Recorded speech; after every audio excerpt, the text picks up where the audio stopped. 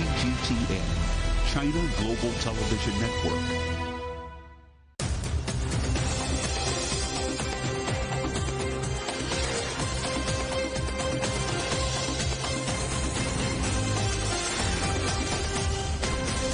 Live from London, this is The World Today. Hello, I'm Jamie Owen. Welcome to the programme. Our top stories. Ukraine says it shot down 12 drones and missiles over Kyiv as Russia resumes aerial attacks on the capital.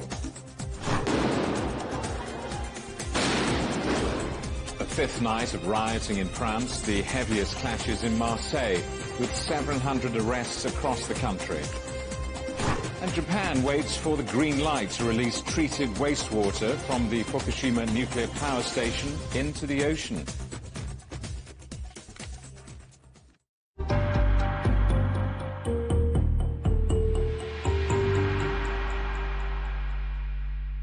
Russia has resumed its attacks on Kyiv. Authorities there say 12 Russian drones and missiles were shot down overnight. No injuries have been reported. This is the first time in 12 days that Moscow has targeted the Ukrainian capital. Our correspondent Louise Greenwood reports. Late on Friday, and the skies over Kyiv are briefly lit up as Russia launched its latest aerial assault on the city. Ukraine claims 8 Iranian-made attack drones and 3 cruise missiles were shot down before they were able to cause any injury. However, in Zaporizhia, a 51-year-old man was killed and 2 others were hurt when a shell landed on their village. President Volodymyr Zelensky says security at the Zaporizhia nuclear plant remains at risk, and he appealed again for swifter support from Ukraine's backers. We agreed and insisted on a coalition of countries that are ready to begin training Ukrainian fighter jet pilots. There is no timetable for mission training yet. I think some partners are taking too long with this. Why is unclear. Russia, meanwhile, claims to have stopped several offensives by Ukrainian troops in the last 24 hours, mostly in the east. Moscow says targets include what it says were fuel depots near the Zaporizhia site.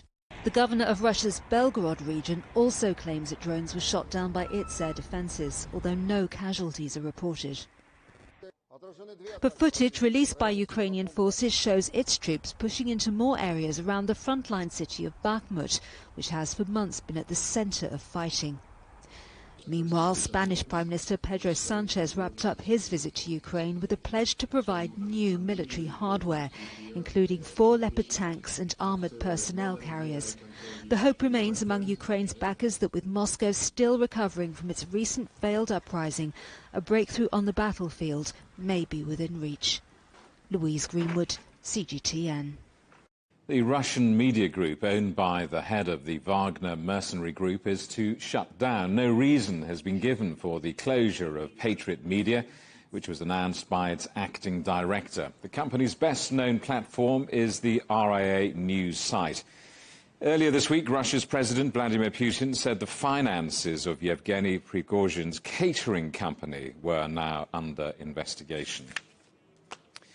Moldova, one of Europe's poorest countries, has hosted its first-ever summit of the European political community, signalling where it sees its future. Moldova hopes to speed up its path towards membership of the European Union. Our correspondent Alex Cadier reports. Moldova has decided that while its past is tied to Russia, its future lies with the European Union. The country's presidential palace and the neighbouring parliament building are both relics of the Soviet Union. But in February 2023, a large majority of Moldovan MPs voted to approve President Maia Sandu's pro-European government. Moldova first established bilateral relations with the European Union in 1994, 3 years after gaining its independence from the Soviet Union. This was the start of a long and at times arduous road towards European integration. 20 years later, in 2014, Moldova and the EU agreed an association agreement designed to dramatically ramp up cooperation and accelerate Moldova's economic integration with the European Union.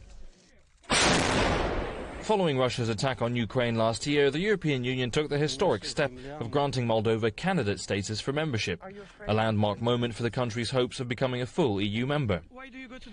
But support for the move was not unanimous. While 60% of Moldovans support joining the EU, a vocal opposition with cultural links to Russia took to the streets in protest in February of last year, calling for President Sandu's resignation.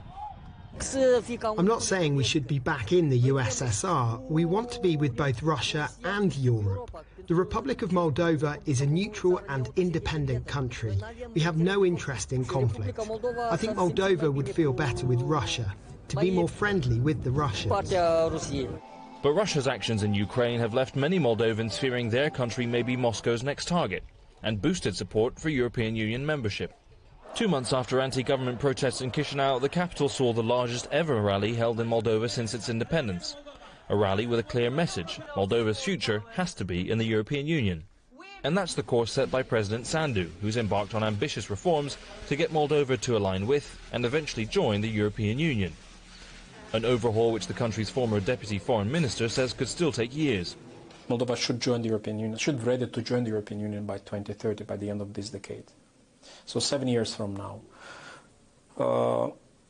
It's an ambition, it's an ambitious target, but it is also important for the country to set ambitious targets so that we can mobilize ourselves more and advance more on our reform agenda. Moldovan policymakers are clear. They say a closer relationship with the EU is the best way to guarantee a safe and prosperous future for their country. Moldova is caught between two spheres of influence. It's moving away from its Russian past and towards a European future. As President Sandu guides her country down the long and complicated road to reform, the real question will be how much can European integration improve the lives of people right here in Moldova. Alex Cadier, CGTN, Chisinau. The director of the CIA says that dissatisfaction in Russia over the conflict in Ukraine is a once-in-a-generation opportunity to recruit spies. Giving a speech in the UK, William Burns said mistakes by President Putin made recruitment easier, and the agency would not let this opportunity go to waste. Burns recently travelled to Ukraine, where he met intelligence counterparts and President Zelensky. Israel is to buy a squadron of F-35 fighter jets in a deal worth $3 billion. The 25 new aircraft produced by Lockheed Martin will triple the number of F-35s in the country's air force. The government said this deal would be financed through the defense aid package Israel receives from the United States. At least 2 people have been killed and 28 others injured in a mass shooting in the U.S. city of Baltimore. The police say 3 people are in a critical condition. The authorities say they're working to identify the suspect and a motive for the shooting. The mayor of Baltimore says the attack further highlights the need to clamp down on illegal gun ownership. Unrest has continued in France with a 5th night of rioting. There were heavy clashes in the city of Marseille and over 700 arrests across the country. The violence was sparked by the police killing of a teenager whose grandmother called for calm when she spoke exclusively to France's BFM television. The French President Emmanuel Macron has called another emergency crisis meeting with his ministers, the 3rd in a week. Our correspondent Wang Chiwei has the story. Another wave of violent protests sweeps across the nation. Looting, fires, and a burning car to attack the home of a local Paris mayor. The demonstrators have been enraged by the death of 17-year-old Nahal M. of North African descent. He was shot dead by police at a traffic stop in Paris on Tuesday. Even after his funeral, the fallout from his shooting is still being felt. Hundreds of kilometers away in the city of Marseille, where police fired tear gas and fought street battles with protesters. The police in French is racism. There's a lot of looting here in France, because what did they do? They shoot at us, and we loot for revenge. The state did not back down, with 45,000 more police officers being sent out onto the streets. President Emmanuel Macron has postponed the state visit to Germany that was due to begin on Sunday. Amid the chaos, countries including China have warned people of the risks of traveling to France, with reports that a bus carrying 41 Chinese tourists was badly damaged in an attack by rioters in Marseille. Summer holiday makers may have to rethink their plans as the current wave of turmoil across the nation continues. Wang Xiwei, CGTN. Well, let's talk to Anne-Elisabeth Moutet, a Paris-based journalist and distinguished columnist for the Telegraph newspaper. Anne-Elisabeth, welcome. Good to see you. Evening is falling across France. How would you describe the sentiment in Paris after 5 nights of this? The sentiment in Paris broadly is fed up with the rioting, because rioting, and especially this kind of indiscriminate destruction of equipments, of buildings, of schools, of sports centres, of community centres, of places that were paid for by French taxpayers to help the banlieues, for a value, if you measure from 2000 to 2015, of 150 billion euros. So it's seen as a complete waste and disproportionate. And I came back from the countryside this morning. The small grocery opposite my home had been destroyed. I mean, the windows had been destroyed. He had an iron curtain, and therefore he pulled it, but mostly he suffered damage. He is Moroccan. He's Muslim. He's furious. He thinks that this has no sense and is not related to what happened to poor Maël. I've been reading your newspaper column for The Telegraph, where you've put the boot into President Macron. I mean, how much of a challenge do you think these protests pose to the president?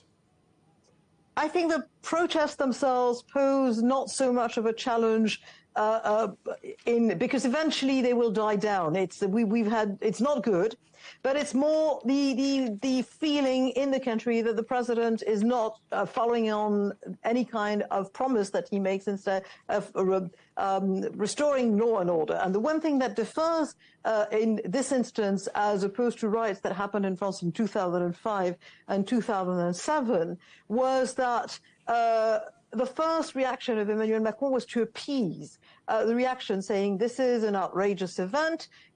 Nobody knew exactly how things had happened yet. And he said justice must be done quickly and it is unacceptable, which in a sense was saying, I'm not waiting as the president of the Republic. I do not respect the separation of powers. I will say immediately something that will make people happier. This is not the way. It's appeasement. It doesn't work. And the result is that there was a feeling that the power was weak and that the riots were stronger than they have been in at least 15 years. The grandmother of the dead teenager has in the last few hours been speaking to the press and called for calm. Do you think these protesters, these rioters, are going to listen to her?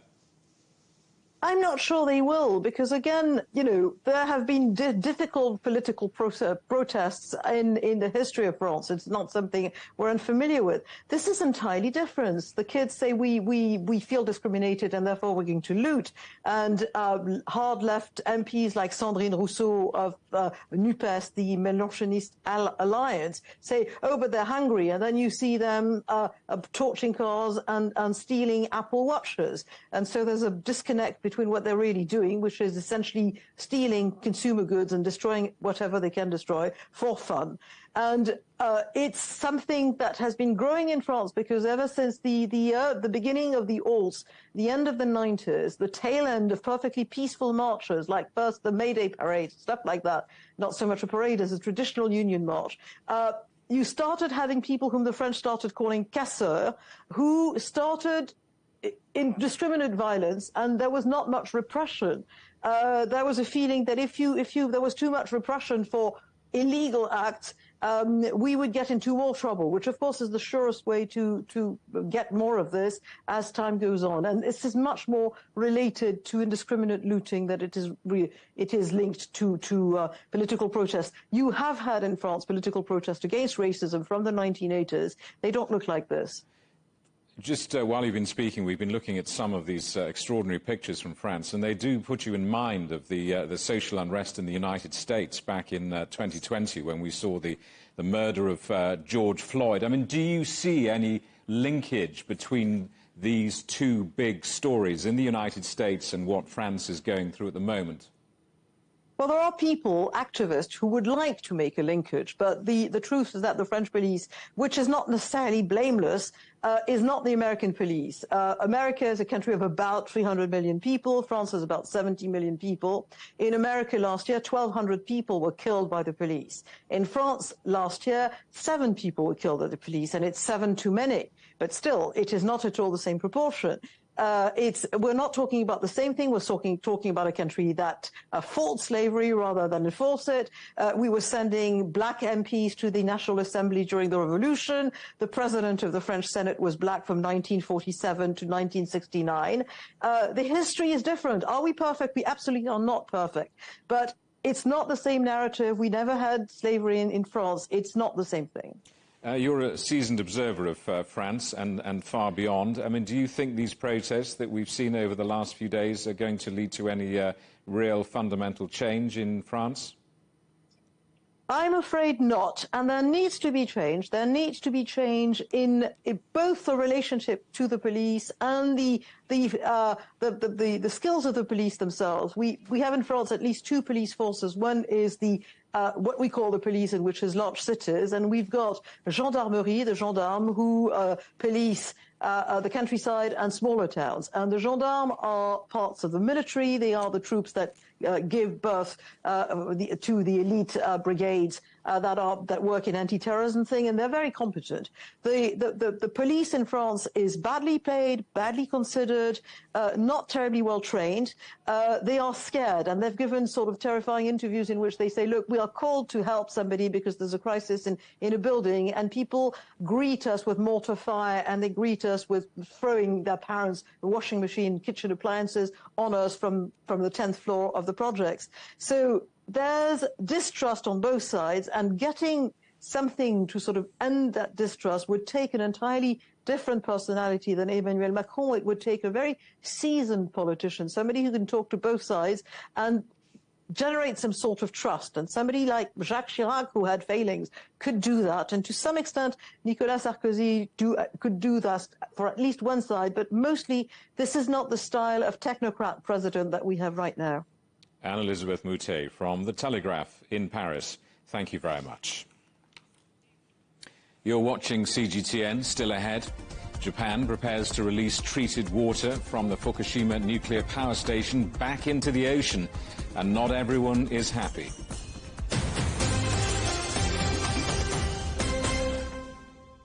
Roger, read you loud and clear. We can try out the wild and crazy ideas. Nothing can stop an idea whose time is coming. This idea is coming. I actually feel quite comfortable in isolation. We should all be very basic when we're trying to save the world. Oh, no. We hope it will happen. We have to live in hope. Facing the unknown is always difficult. In a world in turmoil, it's easy to lose orientation.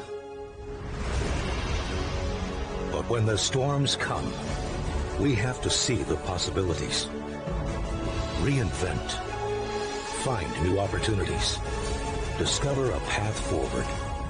CGTN. See the difference. This week on Razor, the power of red light to recharge retinal cells, and measuring the intelligence of birds by seeing if they understand magic. Corvids use these intricate techniques or tactics of deception which resemble some of the tactics that we do. So they're doing magic with their mates? They do a sleight of beak, if you will.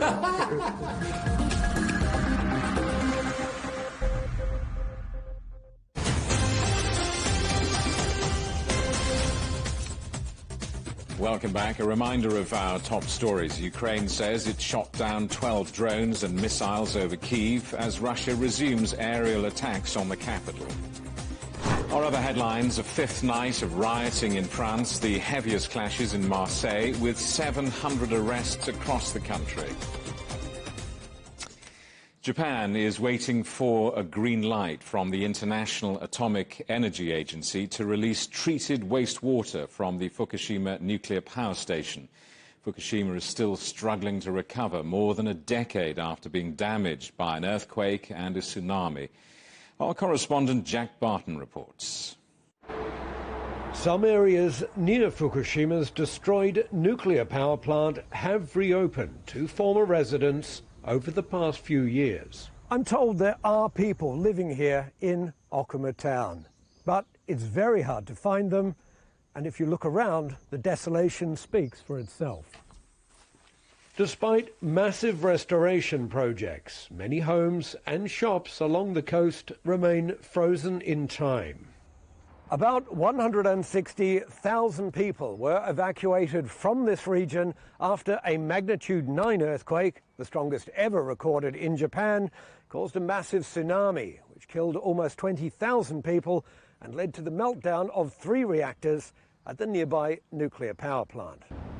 Japan plans to release contaminated water used to cool those reactors into the Pacific Ocean.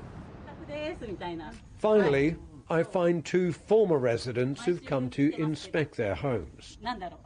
They say the town was off limits for too long. They no longer want to return, but not because they fear lingering or future radiation. Does the release of the contaminated water worry you? We don't have any fear at all. Isn't it okay to do that? We're not involved in the fishing industry, and we were eating fish from Fukushima 1 year after the disaster. It's a very different situation for Japanese fishermen, whose catch is banned in some neighboring countries and whose fleet still largely sits idle. And there is also opposition from many young Japanese people in towns that are now starting to revive, like Namie. What are you doing?